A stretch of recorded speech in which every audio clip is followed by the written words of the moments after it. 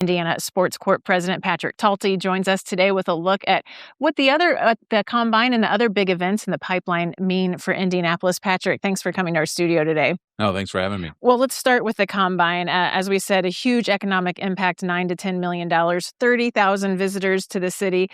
Obviously, Indianapolis wants to keep it here. So let's talk about the strategy to keep the Combine even beyond 2028. Yeah, I know we've been working hard to keep that Combine here because we think it belongs here. There's no better place for it here.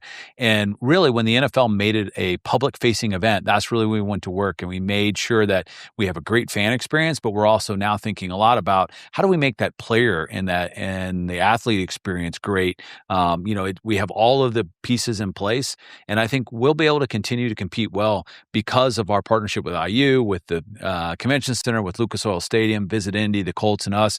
We all come together, and we're able to put on a really great show for all the fans that come around the country for this. Speaking of putting on a great show, Indianapolis has hosted about every major sporting event under the sun.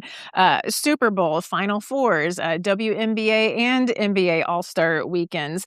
The one thing, NFL draft, we have not gotten that yet. Talk about the status of negotiations to get the NFL draft to Indianapolis. Yeah, we think obviously the NFL draft would be perfect here in Indianapolis, and we're working hard to get invited to bid on the draft. We have our sights set on 2030 to get an invitation to bid on it. Why we have executives here for the Combine, we're actually going to be meeting with them and showing them what Indy is and what Indy is investing in themselves to make it a better city. I think that's one of the things that we've really talked to the NFL a lot about is Indianapolis is investing and we're changing. And we're going to be different by 2030 than we are right now. And what other cities are doing those? And we think the draft is perfect here. Right. So if Indianapolis does get the NFL draft down the road, paint a picture of what would that mean in Indiana in terms of exposure, economic impact for the region?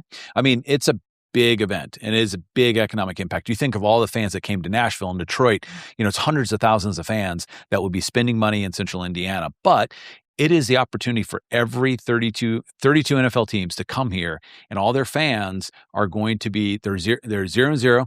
They're all excited. They all have the hope. And so they're going to be here celebrating in Indiana. And so what it really does is it showcases Indiana and how cool of a city we are, all the amenities that we have, all of the food scene that we are, and everything that's been invested in the last few years and coming up online. It really shows it off. And so we think that that's the type of event that changes people's perception. And it's also one of those events that people will go, hey, I think I want to come back to Indiana and I want to move and I want to start a business in Indiana.